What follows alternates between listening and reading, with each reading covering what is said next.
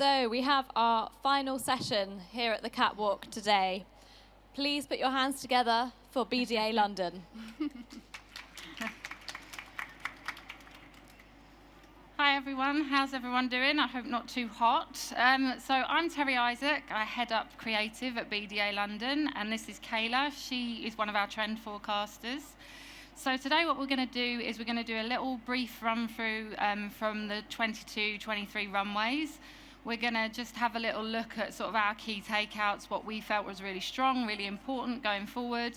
And then we're going to take you through a little bit of a preview of our Trend Hub, which is our ready-to-buy trend forecasting element of the business for autumn-winter 23-24, so that kind of very forward view. So I'll hand over to Kayla, who's going to take us through the catwalk roundup, and then back to me for the forward presentation. Thank you, Terrie. Okay, so just going into the catwalk roundups. Co-ord dressing and top-to-toe dressing has been quite a key statement that we've been seeing across catwalks for quite some time now, but I think what's quite lovely is we're starting to see newness around some of those fabric interests in terms of your sherpas, your poplins. So it's just creating a bit more excitement around that top-to-toe styling beyond color applications. Ultramarine has been another lovely color statement that we've been seeing across some of those bolder and brights, giving a nod to some of that dopamine dressing. But I think what's quite lovely here is we can see some of the color applications being applied to slightly more voluminous silhouettes and just creating a lot more of a statement, especially within that festive and occasion wear. Another nod to dopamine dressing, we're seeing those optimistic brights coming through in the more vibrant pinks. Again, talking back to some of the newer sort of occasion wear and festive dressing, we can see some of that beautiful element coming through in terms of head-to-toe styling around the color applications, and some of the monochromatic and tonal color applications being quite key too. Another lovely color updates and slightly more sort of muted down finish that we're seeing, especially within the softer silver tones, is just talking back to slightly more dustier kind of metallic finish. And you can see how this comes through quite nicely again across that slightly more sort of festive and occasion wear. And what's quite nice is also to see it coming through in slightly more kind of unconventional color pairings when you look back at some of the tailored and relaxed fits on the far right.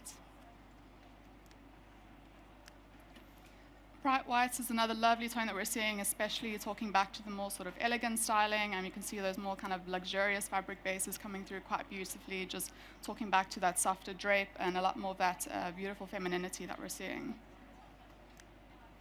And in comparison to our softer sort of feminine styles, we're seeing exaggerated tailoring still being quite key going into the upcoming season, but still giving a nod to some of those slightly more structured silhouettes, the power dressing coming through quite beautifully in terms of those sharper shoulders, but again, essentially all talking back to those more relaxed fits and comfort dressing within that tailoring space.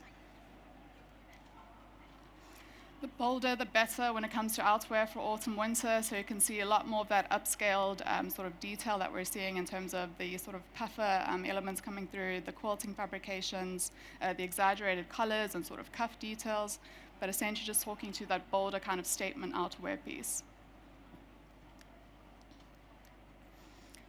Another nod to that top-to-toe dressing, we're seeing a lot more of those sort of denim uniforms coming through quite nicely. And what's quite lovely here is we're seeing a slightly more sort of nod to the rigid kind of fabric compositions, giving a nod to those authentic denim washes, with some of the newness around the acid washes being quite key going into the upcoming season. Luxury leathers still continuing going into autumn-winter 23, so we can see just how some of the refreshment is coming through in terms of the newness around fabric compositions being a lot more eco-driven, and how we start to talk back to sustainability within this space as well. Another lovely sort of reference here, talking back to the newness around the sort of more elegant dressing. We're seeing some of these sheer layers giving a nod to some of that lingerie influence that we're seeing coming through. And what's quite lovely is just that illusionary look that we're seeing coming through within that occasion wear space. Knitwear has got a newfound excitement that we're seeing. A lot more of these sort of classic knitwear pieces are being upstyled and sort of reframed when we look at some of the newness in terms of silhouettes that we're seeing, a slightly longer line, with some of those co-ord silhouettes and the knitwear dresses being quite key for the season. Of course, floral's still around. We're seeing loads of fabrications coming through in sort of colorations, but it was quite nice to seeing that print clash being quite nice for the season, as well as that head-to-toe styling, but essentially talking back to that more kind of decorative, antique floral look and feel.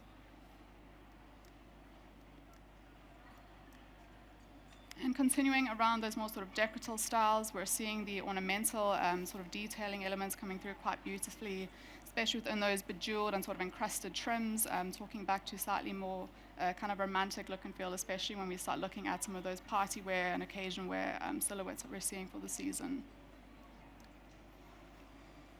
The lustrous tasseling is quite key, going into these sort of gowns and the more sort of occasion wear space, and it's quite lovely as you can see how some of those softer kind of feathering and trims are just creating a bit more of that fluidity around movements, and you can see how beautifully that pairs back with more monochromatic and tonal color applications. And finally, we can see more of that lingerie sort of influence coming through within the corset shaping. Traditionally, we would have seen a bit more of that around the sort of layering styles around your tops and dresses, but we're starting to see a bit more of that unconventional pairing coming through quite nicely within the trench coat space, as you can see there, and how we start to re-look at some of those corset influences within the outerwear space. Back to you, Terrie. Thank you. So as we look forward in our crystal ball to autumn/winter 23-24, we just wanted to give a bit of an overview. So we're going to start off with the bigger picture. These are what we call our overarching ideas for the season. So what we're looking at here is the things that we feel are really going to influence consumers, their buying habits, what's going to sort of be really inspiring them to try things differently, but also from a design perspective, how this is going to really start to take effect and really inspire designers to sort of move forward in a slightly different way. So first up, we've got escapism. We are definitely feeling that this desire to kind of escape, this desire to sort of like change up what we're doing in our everyday is still really strong.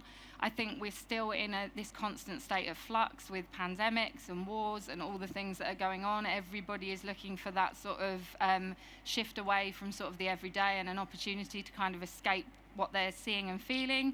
Also, things like the metaverse are obviously encouraging this idea of sort of other worlds that we can create, different ways we can sort of reach out and sort of be creative and collaborate. So that's our first one for the season. The second one we've called Nature's Embrace. So this is all about that symbiotic relationship that humans have with nature, that idea of sort of like being back in nature.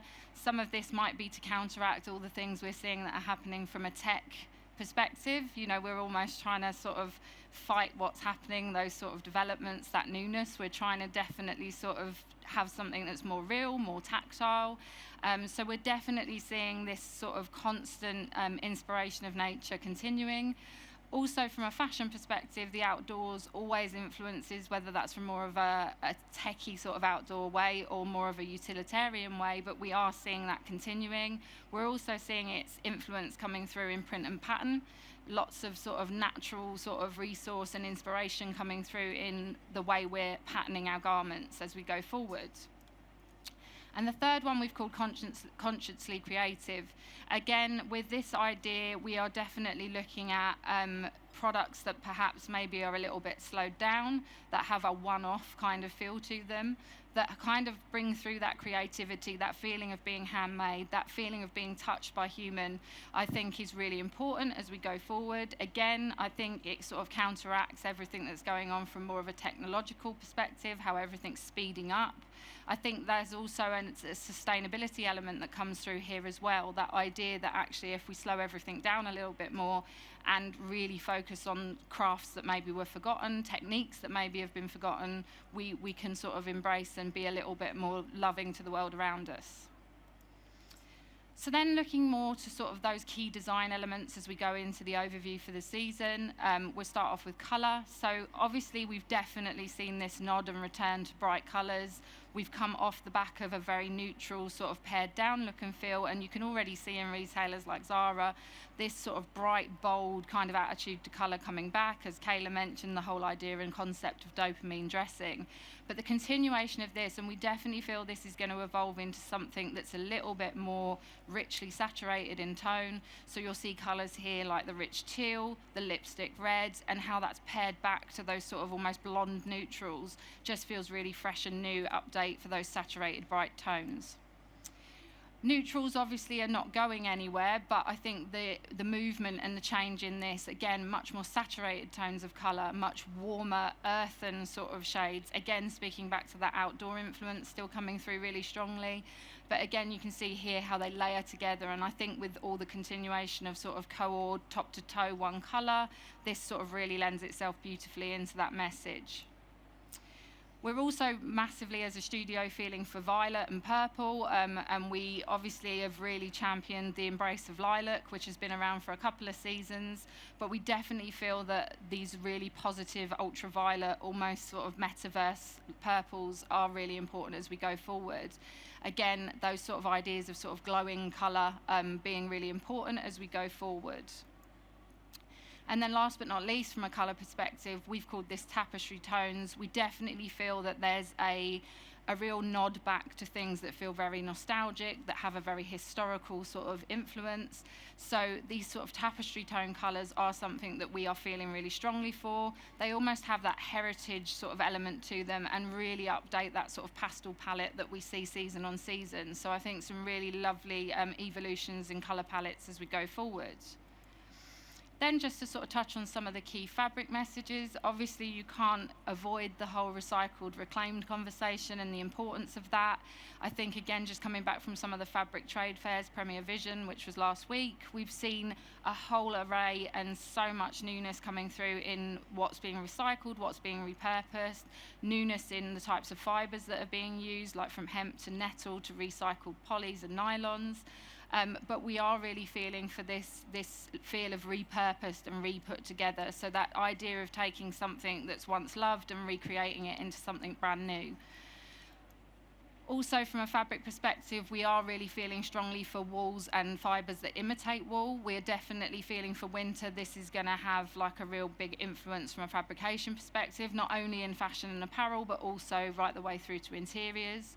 We've seen a whole host of sort of newness coming through in these wool fabrications, so from suitings and coat weights in those sort of boiled, and again, lots of recycled wool coming through as well. We've also looked to, obviously we're all very aware that there is this definite feel for almost rebellion dressing, so this idea after years of wearing our sweats and our leggings, we want to definitely go back to something a bit more dressed up, a bit more polished. So we are seeing lots of newness come through in party or going out or dress up occasion fabrications. So lots of velvets, lots of luster coming through. But again, what's quite nice about this is it has a casualized kind of feel to it at the same time. More matte finishes, less kind of really sort of in your face sparkle, a little bit more subdued and sophisticated. So they can be a bit more everyday, which I think is really exciting. Kayla mentioned, as we saw on the catwalks, the sort of whole abundance of sheers coming through, but we definitely are feeling again that these are not only being used in a dressed up occasion type of feel, they've definitely got a feeling of everyday to them. I think also what's really exciting is this idea of these for winter being used as layering, this idea of skin exposure being really important as we go forward as well.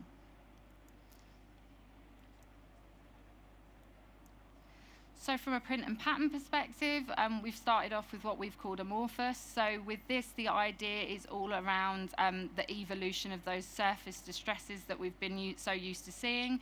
Where we've had a whole abundance of tie-dye and marbling, we're definitely seeing these almost patterns that feel like they're moving across the surface of the fabric. Again, they've got a look and feel that is sort of disrupted and a little bit sort of distressed.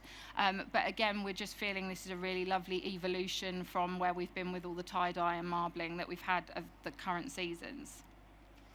And also speaking back to that historical influence coming through really strongly, the sort of tapestry colours really coming through into these tapestry-like florals, a whole host of brocades and sort of damask satins coming through again, and a lot of jacquarding as a sort of technique coming back.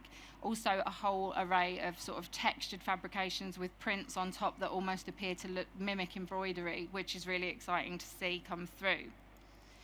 Also back to those evolutions from tie-dye and those sort of surface patterns, this idea of these ombre diffusions is also something that we're seeing come through really strongly.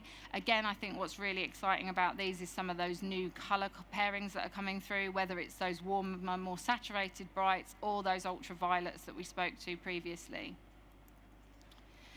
And also in the print and pattern world, obviously that natural influence coming through, lots of these, what we've called earth and textures, so real nature's influence coming through, lots of sort of moire kind of effects onto fabrications, but also these mottled kind of effects as well coming through really strongly there. And then from more of a kind of geometric evolution, we've got these really lovely linears, these very bold kind of bright graphic stripes. Again, what I'm really loving about the newness here is the combination of saturated brights with neutrals or clashing two brights together. I think, again, it feels really fresh and new as an update there. And then just to finish on print and pattern, obviously like delicate florals, the sort of botanicals, the continuation of that, it's always there, but I think some of the newness that comes through for autumn winter are these very delicate sort of almost botanical style illustrations or embroideries. Again, they've got an almost dried kind of like remnant feel to them, and I think feel really fresh and lovely to be used in the autumn winter period rather than for spring summer. And then just to sort of wrap up on this, we've got a couple of ideas here around sort of key details, key movements and shifts in silhouette. So first one we've called relaxed forms. I think what I'm really excited to see the continuation of, obviously a return to sort of tailoring, as Kayla noted from the catwalks, but I think definitely this idea of sort of relaxed comfort, not only being in sort of very casual sweat style fabrications, but also coming through in these slightly more dressed up tailored pieces. So again, that idea of sort of comfort coming through, not only in these roomier fits and these more relaxed fits, but also how they're being fastened, elastication, sort of extra sort of room in the kind of waistbands, and also elongation in these silhouettes as well. And you can see that leads really nice into what we've called proportion play. So again, we've seen so much around this at the moment, these really exaggerated oversized silhouettes, but also then the contrast to that is these sort of more extreme crops and then layered over to create bulk or sort of really streamlined down. So again, this play on proportion, the idea of sort of multi-layered products is really important as we go forward. And then maximalist glamour. So again, as we spoke to sort of like that more everyday glamour, I think there is definitely going to be this return to sort of being very dressed up, very exaggerated. We've seen a whole host of new fabrications coming through that lend themselves beautifully to this. So whether it's crushed velvets and devores or lurex and lame, we're again seeing a lot of newness in this space and some really great silhouettes coming through as well, that again speak to that play on proportion with sort of wrapping, tying, ruching, sort of still being really important details as we go forward. And then last but not least, a look on that archival kind of creation. This idea, again, I think really heroes and champions pre-loved product and how that can be repurposed, reimagined, paired with newer things to create a complete new look and feel, but that has that kind of feeling of nostalgia, that sort of idea of looking back, feeling very comforted by that idea of looking back, I think is really important as we go forward. So that brings us to the end of our roundup. As I said, that's just kind of like a kind of edit of a much more comprehensive piece of work that we put together as a studio. But if anybody's got any questions or wants to sort of speak to either of us afterwards, you can come and grab us, no problem at all. But I hope everybody enjoyed that sort of snippet of our complete picture for autumn winter.